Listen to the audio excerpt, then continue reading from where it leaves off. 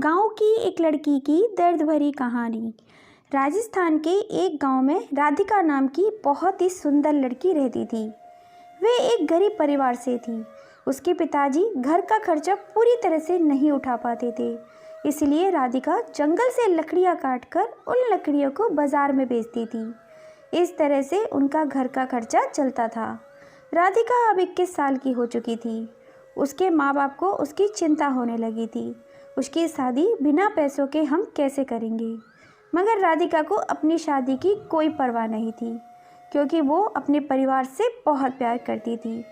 और राधिका इतनी खूबसूरत थी कि उसके कई रिश्ते आते रहते थे, मगर वो सबको मना कर देती।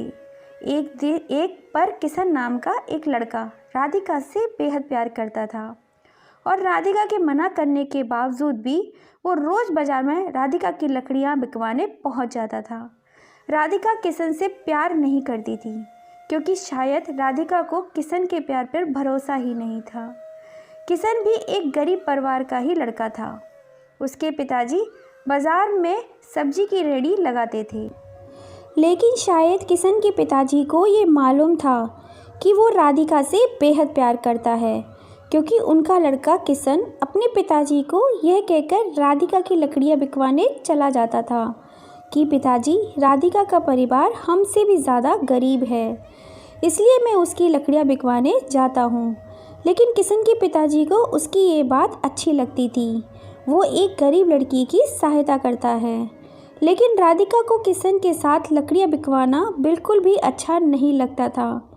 और एक दिन राधिका ने किशन के पिताजी से उसकी शिकायत कर दी और उसके पिताजी से ये कहा कि किशन उसकी ज़बरदस्ती चेप होता है, और इसे ये कह दीजिए कि आज के बाद मेरी लकड़ियाँ बिकवाने मेरे साथ ना आया करे, और मुझे इसकी सहायता की बिल्कुल भी ज़रूरत नहीं है।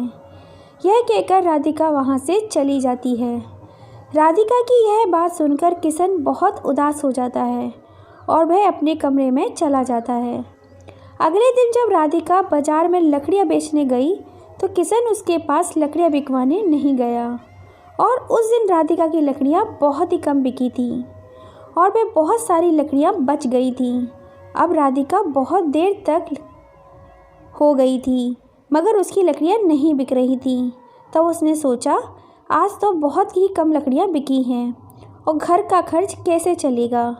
ये सोचकर घर चली जाती है। राधिका जब घर पहुंचती है तो क्या देखती है कि उसके पिताजी की तबीयत बहुत ही ज़्यादा ख़राब थी और उसकी माँ रो रही थी और रोते रोते कह रही थी, बेटी, तुम्हारे पिताजी को जल्दी से अस्पताल ले चलो। मैं बहुत देर से तुम्हारा इंतज़ार कर रही थी। जल्दी किसी तांगे वाले को बुलाकर लाओ ताकि तुम्हारे पिताजी को जल्दी से अस्पताल ले जा सके। लेकिन अब बहुत रात हो गई थी और रात में एक भी तांगे वाला नहीं खड़ा था। राधिका अब बहुत ही परेशान हो गई, मगर उसे कोई भी रास्ता नहीं दिख रहा था। तभी उसे किशन की याद आई और वह दौड़ी दौड़ी किशन के घर पहुंची। फिर वो ज़ोर ज़ोर से उसके दरवाज़ा खटखटाने लगी। तब किशन का घर का दरवाज़ा खुलता है तो किशन राधिका को अचानक इतनी रात को देखकर चौंक जाता है और राधिका से पूछता है, क्या हुआ, इतनी रात को तुम यहाँ कैसे? घर पर सब ठीक है ना? तभी राधिका कहती है कि किशन, मेरे पिताजी की तबीयत बहुत ख़राब है और उन्हें अस्पताल लेकर जाना पड़ेगा, मगर बाज़ार में एक भी तांगे वाला नहीं है। अब तुम ही मेरी सहायता कर सकते हो। तभी किशन चुपचाप अपने पिताजी की सब्जी की रेहड़ी निकाल कर ले जाता है और रेहड़ी के साथ अपने एक दोस्त को भी राधिका के पिताजी की सहायता के लिए बुला लेता है। और जल्दी से राधिका के पिताजी को किशन उसका दोस्त रेहड़ी पर लिटा देता है और जल्दी से अस्पताल ले जाता है। अस्पताल ले जाकर जल्दी उनका इलाज कराते हैं। 1-2 घंटे में राधिका के पिताजी का इलाज हो गया और डॉक्टर ने कहा कि अब वे ठीक हैं, बस कुछ दवाइयाँ मैंने लिख दी हैं, बगल के कमरे से ले लेना, और ये दवाइयाँ उन्हें जीवन भर खानी होंगी। तभी किशन कहता है, राधिका, तुम पिताजी से मिलो, मैं दवाई लेकर आता हूँ। राधिका अपने पिताजी से मिलने के कमरे में चली जाती है। तब उसके पिताजी बिल्कुल ही ठीक हो गए थे। तब वो राधिका से कहते हैं कि हे बेटी, तुम किशन से कितना चिढ़ती हो, फिर भी वो हमेशा तुम्हारी ही सहायता करता है।